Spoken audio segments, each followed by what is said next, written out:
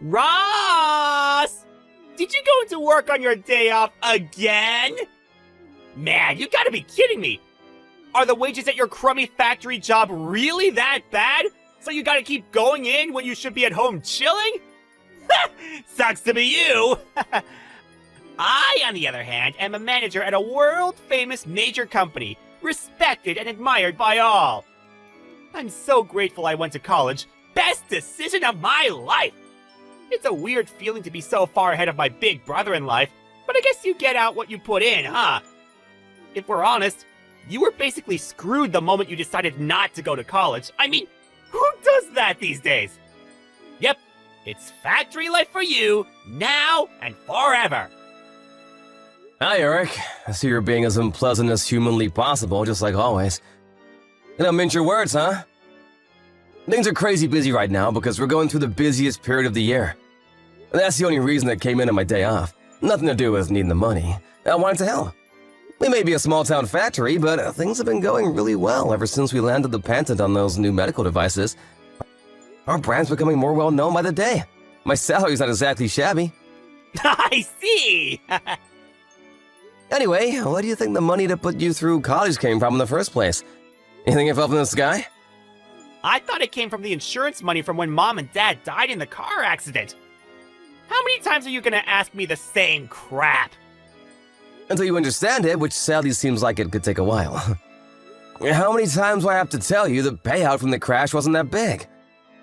I tried showing you the insurance documents so it'd finally go into that thick skull of yours.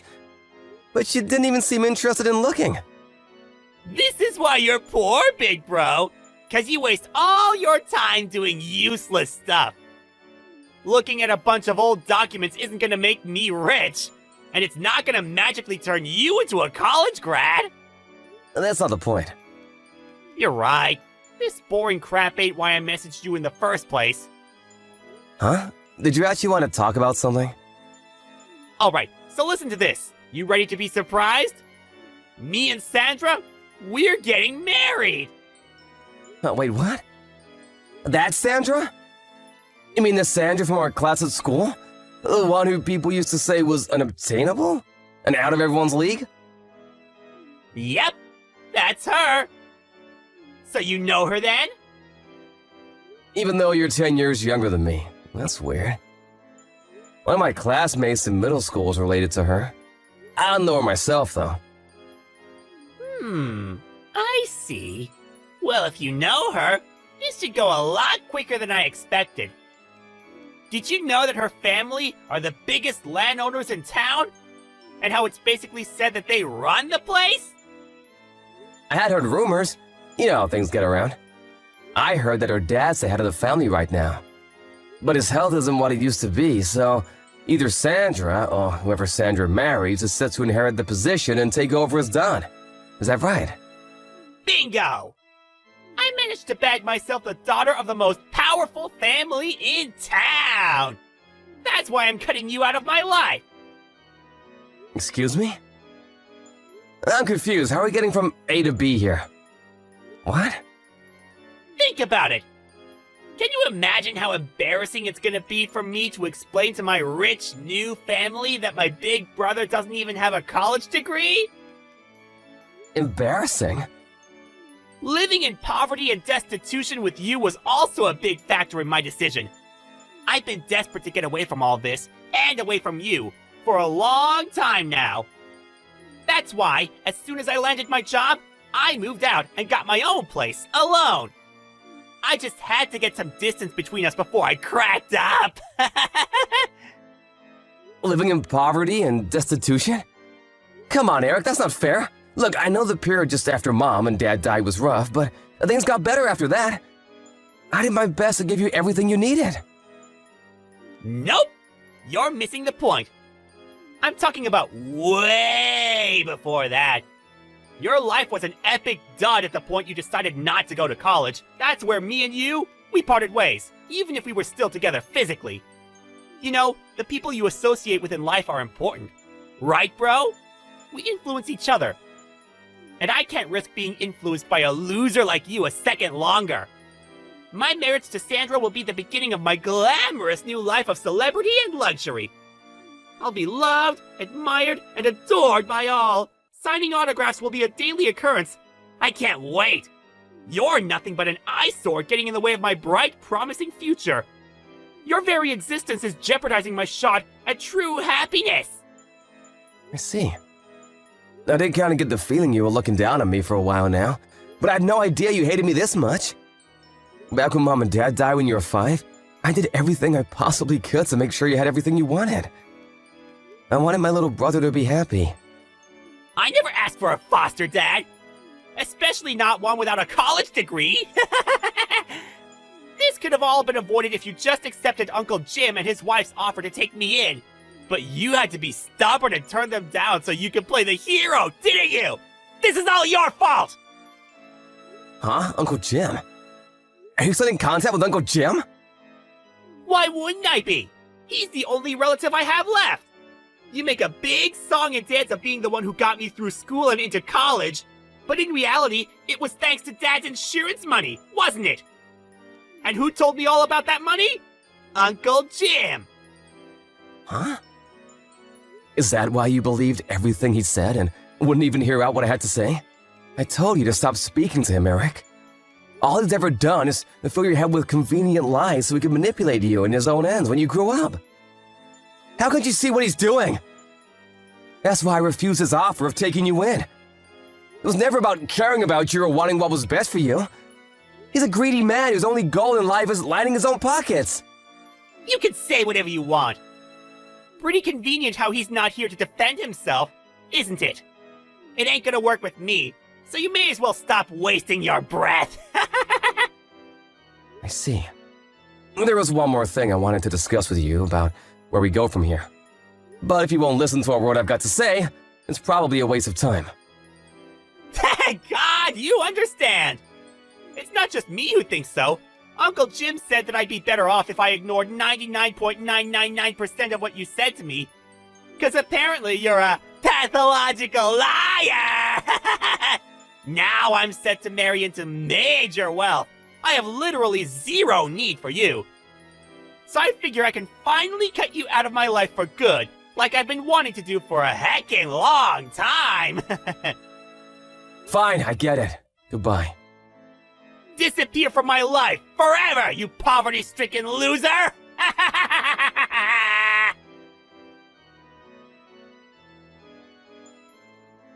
Hey, Ross, you got a minute?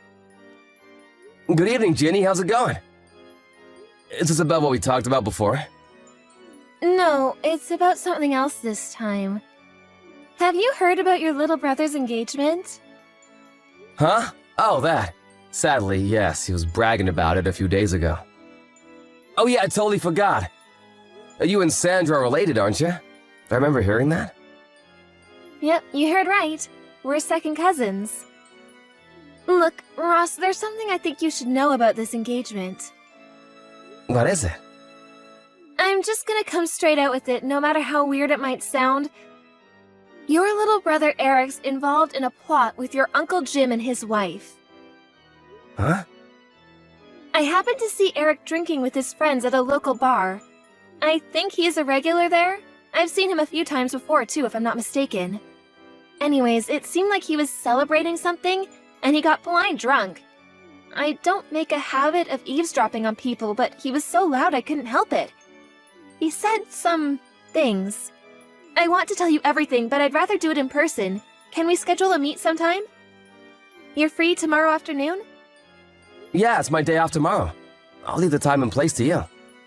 Alright, thanks, Ross. I'll message you tonight with the details as soon as I've decided on somewhere. Got it. Thanks for taking the time to meet today, Ross. Not at all. I should be the one thanking you. I'm so sorry for all the trouble my brother and uncle have caused you. You haven't done anything wrong, Ross. You don't need to apologize to me. But as for the matter at hand, it seems like the Three Stooges are preparing to put their little plan into action soon. Right. I'm gonna stick to my guns and keep my distance from them just like I declared back then. There's nothing to gain from associating with people like that. Good idea. And I couldn't agree more. They're toxic through and through. I think it's for the best. That means we're gonna be speeding up that thing we discussed earlier, okay? Okay, got it. I'll make my preparations for moving ASAP.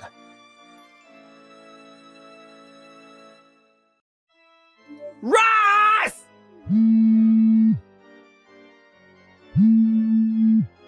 You know something about this, don't you? Answer me! What do you want, Eric? I'm pretty sure I remember you cutting me out of your life. Why are you messaging me? I don't give a crap about that! Don't dodge the question, you chump! My fiancé dumped me because of you! Huh? You mean marriage with Sandra's off the table now? That's what I said, isn't it? Ah! I know you know something about this! Come out with it now! What did you do? Well, you knew it was a tradition in her family for daughters to get their whole inheritance when they marry, right? I wonder if her dumping you had something to do with finding out she had your sights on her money. What? Or could it be something to do with how you, Uncle Jim and his wife, were all conspiring behind their backs? To use her money to prop up Uncle Jim's failing company? He's been in the red for years now. Everyone knows he's been desperate for someone to bail him out for ages. You realized from an early stage that if you could just worm your way into Sandra's family line of succession like the honorless slug you are, you'd have a shot at that money, right? Wait, how did you? They all seem pretty likely candidates as to why you're all alone. What do you think? What do I think? I think you're gonna pay for this, you big idiot! Ah! Anyway, Sandra was gonna be my wife! What the hell does what I was gonna do with her money have to do with anyone else? Nothing! It would have been my property the moment we tied the knot! And there we have it, your true intentions. Huh? Or your true nature, I should say. I can't help but feel some responsibility for what a reprehensible scumbag you turned into. Given I played a pretty major role in bringing you up since you were 5. Where did I go wrong? Get off your high horse! I don't remember you being my dad! You're just some poverty-stricken loser who never gave me any money! You have no idea, huh? You still think your college expenses came from some magical never-ending insurance fund, don't you? Well, I've got news for you, boyo. What? It's the truth, isn't it? That's how I went to college! You'd have known this if you had any interest in your family. But even while Mom and Dad were still alive, our family never had much money. Huh? I'm pretty sure I mentioned this before, but Mom and Dad were employees at Uncle Jim's company. They'd been there close to a decade at the time of the accident. But Uncle Jim, being the stand-up guy he is, used Dad's quiet, conflict-averse personality as an excuse to drop his salary as low as he possibly could. No one could never dare question it. The name on Dad's insurance policy wasn't mine or yours, but Uncle Jim's. What little savings Mom and Dad did have were blown on a huge, unnecessarily extravagant funeral by Uncle Jim. So he could point and say, "Look what I did," while bragging to everyone about what a great send-off had given them. That flashy funeral wasn't just paid for by Mom and Dad's savings either. He also borrowed from some of his friends and refused to pay them back afterwards, leaving them penniless. What the hell? Uncle Jim did all that stuff? If I was older and knew more about the world back then, I would have done whatever I could to stop him. But I was a middle school kid who just lost his parents in a horrific accident. I could barely even process what was going on, so I was in no position to do anything about him. He took everything. Insurance money, Mom and Dad's savings, and even stole from his friends. Uncle Jim did that? That's not even the last of it. After that, I caught wind of his plan to take custody of me and you so he could exploit us as free labor at his company one day when we were old enough to start working. Knowing what he was like, I was sure that was his aim. And I was willing to stop at nothing to prevent him getting his way. He'd taken everything by this point. There's no way I was going to let him turn us into slaves. But then you grew up, went out into the world. Developed ideas and desires of your own, and, well, you did what you did. I was never going to be able to control you forever, and that's where we are now. How could this be? No. No. This can't be happening. This isn't the first time you've done something like this. The signs have always been there.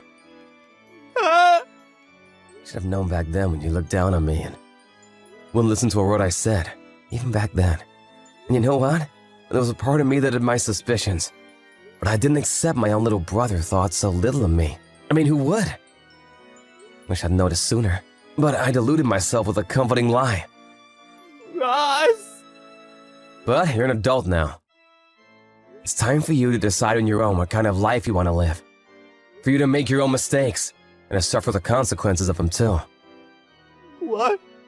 On my own? I won't be there to get you out of trouble anymore, Eric. Ross! No! Please! Ross! I got fired! Or rather, they're letting me jump on my own before they push me!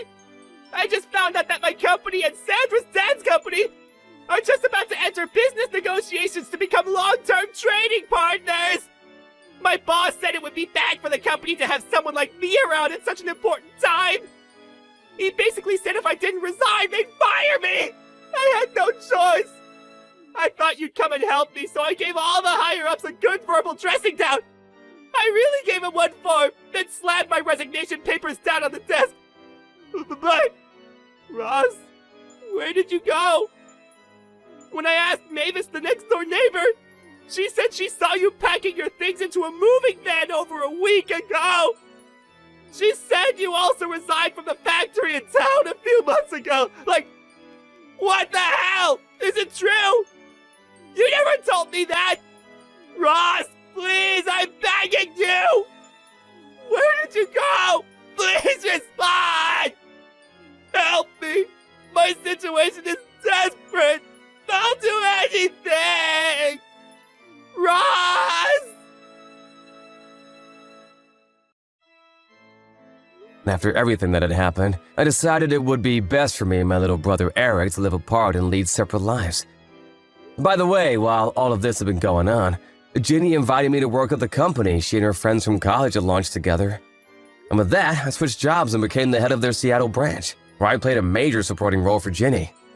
I'm super grateful for her, and honestly, she couldn't have invited me at a better time. I get reports on my brother from my old friends who still live in town from time to time. Apparently, things aren't going so well for him anymore. Last I heard, he was left with no choice but to move in with his Uncle Jim, whose true nature he was now fully aware of, and his wife in their cramped one-bedroom apartment.